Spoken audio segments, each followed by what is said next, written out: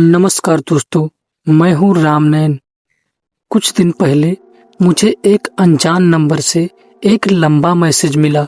Message भेजने वाले का नाम था अनुराग मिश्रा। वो इलाहाबाद की एक प्राइवेट कंपनी में काम करते हैं। उन्होंने लिखा कि जो घटना वो मुझे बता रहे हैं उसे आज तक वो खुद भी समझ नहीं पाए। पहले तो मुझे लगा शायद ये सिर्फ एक डरावनी कहानी होगी, लेकिन जब मैंने पूरा मैसेज पढ़ा तो सच कहूँ मेरे रोंगटे खड़े हो गए, क्योंकि उस रात ठीक 2:17 पर उसके फ़ोन पर एक कॉल आया था। और सबसे डरावनी बात ये थी कि जिस नंबर से कॉल आया था उस आदमी की मौत 6 महीने पहले हो चुकी थी। उस मैसेज में उन्होंने जो कुछ लिखा वो आज मैं आपको शब्द दर शब्द सुनाने वाला हूँ।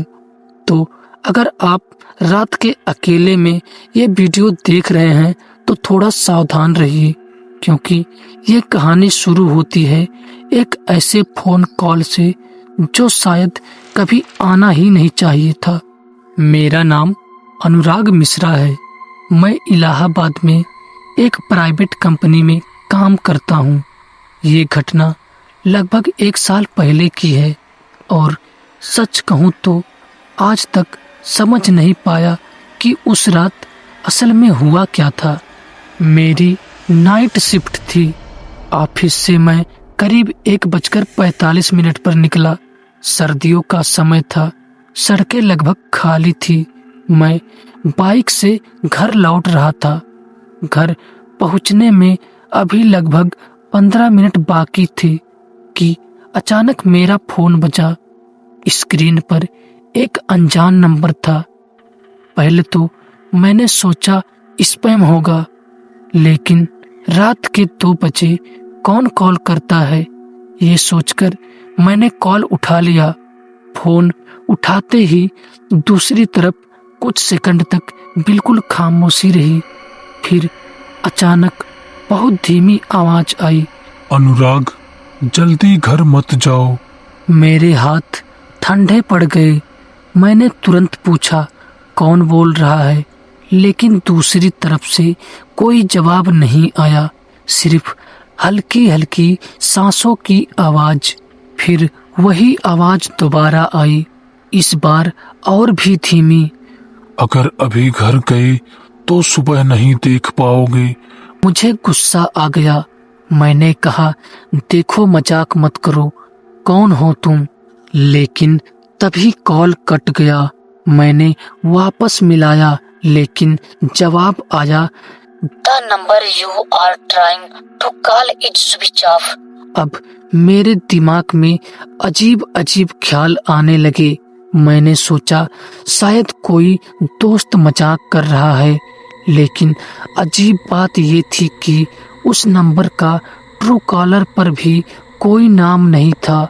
मैंने बाइक स्टार्ट की और आगे बढ़ा।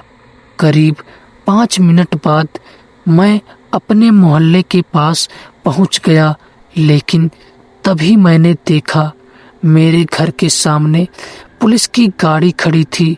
मेरा दिल जोर जोर से धड़कने लगा। मैंने जल्दी से बाइक रोकी और पास गया। वहाँ 4-5 लोग खड़े थे और एक पुलिस वाला किसी से कह रहा था अगर लड़का अभी घर पर होता तो शायद बच नहीं पाता। मेरे पैरों तले जमीन खिसक गई। मैंने पूछा, क्या हुआ? पुलिस वालों ने मेरी तरफ देखा और कहा, तुम अनुराग हो? मैंने हाँ कहा। वो बोले, अभी आधे घंटे पहले तुम्हारे कमरे की छत का पंखा गिर गया, ठीक उसी जगह जहां तुम रोज सोते हो। मेरे हाथ से हेलमेट नीचे गिर गया, मगर मैं उस वक्त घर पर होता तो शायद सच में सुबह नहीं देख पाता। लेकिन सबसे डरावनी बात अभी बाकी थी। मैंने जेब से फोन निकाला और पुलिस वालों को वो नंबर दिखाया जिसने मुझे कॉल किया था। वो नंबर देखते ही पुलिस वाले का चेहरा बदल गया। उसने धीरे से कहा, ये नंबर तो उस आदमी का है जिसकी मौत 6 महीने पहले इसी कमरे में हुई थी। उस पल मुझे पहली बार लगा शायद उस रात किसी ने मेरी जान बचाई थी, लेकिन असली डर अगली रात शुरू हुआ, क्योंकि ठीक 2:17 पर मेरा फोन फिर से बजा और इस बार स्क्रीन पर वही मरा हुआ नंबर था। अगली रात मैं सो नहीं पा रहा था। मन में बार बार वही सवाल घूम रहा था, अगर वो आदमी मर चुका है तो मुझे कॉल किसने किया था। मैंने खुद को समझाया कि शायद ये सब एक संयोग होगा, लेकिन रात जैसे जैसे गहरी होती गई मेरे अंदर डर बढ़ता जा रहा था। मैंने घड़ी देखी, 2:16 और तभी फोन बज उठा।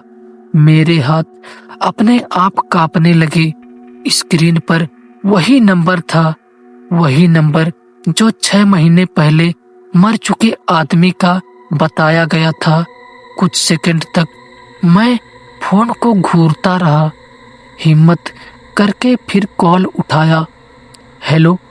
दूसरी तरफ कुछ सेकंड तक सिर्फ सन्नाटा था, फिर बहुत धीमी आवाज आई, आज घर से बाहर मत निकलना। मेरी रीढ़ में ठंडक दौड़ गई। मैंने जल्दी से पूछा, तुम कौन हो? तुमने कल मेरी जान क्यों बचाई? कुछ सेकंड तक कोई जवाब नहीं आया। फिर वही आवाज बोली, क्योंकि मैं भी उसी गलती से मरा था। मैं बिल्कुल चुप हो गया। आवाज फिर बोली, आज रात 3 बजे कोई तुम्हारे दरवाजे पर आएगा, दरवाजा मत खोलना। मैंने घबराकर पूछा, कौन आएगा? तभी कॉल कट गया। अब मेरे शरीर में जैसे जान ही नहीं बची थी। मैंने दरवाजे की कुंडी चेक की, खिड़कियां बंद की और बिस्तर पर बैठ गया। घड़ी धीरे धीरे 3 बजे के करीब पहुंच रही थी। कमरे में बिल्कुल खामोशी थी और तभी दरवाजे पर दस्तक हुई। मेरी सांस रुक गई। बाहर से एक आदमी की आवाज आई, अनुराग, दरवाजा खोलो, मैं पुलिस से हूँ। मैं जम गया, क्योंकि पुलिस तो कल ही आई थी और उन्होंने कहा था कि केस खत्म हो चुका है। फिर बाहर से आवाज आई, जल्दी दरवाजा खोलो, हमें तुमसे कुछ पूछना है। मैं धीरे धीरे दरवाजे के पास गया और की होल से बाहर झांका। जो मैंने देखा उसे देखकर मेरे पैरों से ताकत निकल गई।